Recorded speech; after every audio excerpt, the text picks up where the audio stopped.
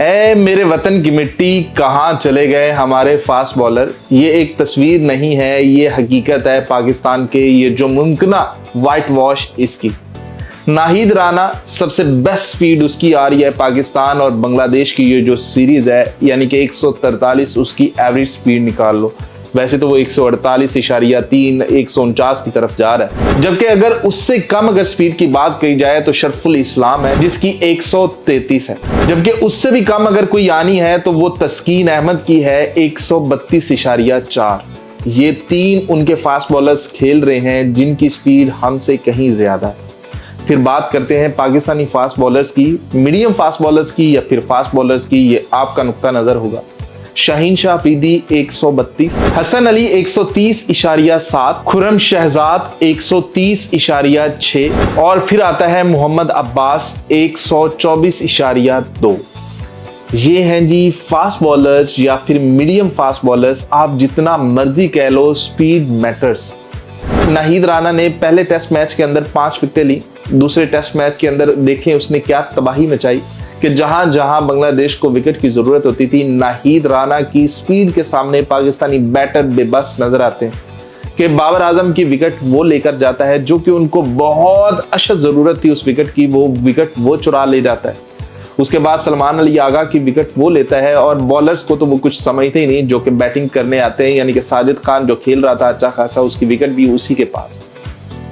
ऐसा कोई एक बॉलर पाकिस्तान का बता दो कि जिसके पास ये वाली कोई जान हो, जिसने कुछ बताया हो कि यार मैं यहां पर खेलने आया हूं, मैं पाकिस्तान की नुमाइंदगी कर रहा हूं। पाकिस्तान वो सरजमीन है जहां का बॉलर पूरी दुनिया का सबसे तेज तरीन फास्ट बॉलर है, जिसके बारे में कहा जाता था कि यहां से ईंट उठाओ तो आपको 140 प्लस वाले बॉलर्स मिल जाएंगे। आपको हर गली से एक बॉलर ऐसा मिलेगा जो 145 150 करता होगा। लेकिन हकीकत ऐसी हुई पड़ी है कि पिछले 10 सालों के अंदर पता नहीं पाकिस्तानी फास्ट बॉलर्स के साथ क्या हुआ है।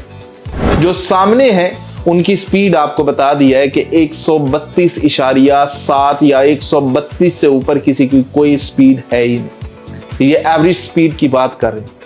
145 को क्लिक करना, 150 को क्लिक करना किसी भी बॉलर ने पाकिस्तानी एक बार भी 140 प्लस भी नहीं है। तो अब आप कह लें खुरम शहजाद नो डाउट बहुत अच्छी बॉलिंग कर रहा था, लेकिन एंड पे आगे खुरम शहजाद थक जाता है और उससे बॉलिंग होना ही बंद हो जाता है। तो और कुछ नहीं, हकीकत ये फोटो ही है, ये तस्वीर ही है जिसमें ये बतलाती है कि भी पाकिस्तान के पास बॉलिंग नहीं है। और स्पिन बॉलिंग की अगर आप बात करते हैं, जहां पर मेहंदी हसन मिराज और तेजुल इस्लाम वहां पर 3-3 विकेटें 4-4 विकेटें वो ग्रैब कर रहे हैं, वहां पर हमारा स्पिनर जो है वो 100 प्लस रन देकर 1 विकेट लेता है या 2 लेता है। तो चाहे आप जितना मर्जी बैटर्स को क्रिटिसिज्म कर लें कि या ये बैटर गंदा है, ये गंदा है, ये गंदा है, वहां पर अपनी बॉलिंग को ना भूलिएगा कि पाकिस्तान कहां पर कितनी बड़ी गलती कर रहा है कि इसके पास एक भी कोई स्पीड स्टार नहीं है। पाकिस्तान में पता नहीं स्पीड स्टार आना ही बंद हो गए हैं, कहां चले गए हैं, हमें नहीं मिल रहे। तो ये बहुत रोने वाली बात है कि यार कहां चले गए होंगे, जरूर होंगे, लेकिन उनको ऐसा दबा दिया गया होगा कि वो कहीं दूर बेचारे फसलों में काम कर रहे होंगे, कोई सऊदी अरब गया होगा, कोई किसी मुल्क गया होगा, वहां जाके मजदूरी कर रहा होगा। जो सिस्टम में होगा वो यही 135 140 वाला होगा। तो हम दुआगो हैं कि खुरम शहजाद की स्पीड भी वापस आए, खुरम शहजाद 142 145 करे ताकि मजा आए यार उसकी बॉलिंग देखने का, क्योंकि जो उसकी स्पीड और स्विंग ये वाली चीजें हैं वो स्पीड के साथ ज्यादा मजा देती है। डेल स्टेन के साथ मुवाजना करते हैं ना, तो स्पीड का मोहम्मद अब्बास एक बॉलर आप ऐसा रख सकते हैं जो कि एक मीडियम फास्ट हो, बाकी तो आपको कंप्लीट फास्ट बॉलिंग चाहिए होती है ना, लेकिन पाकिस्तान के पास वो नापैद। तो क्या कहते हैं, सबसे बड़ी वजह यही नहीं है।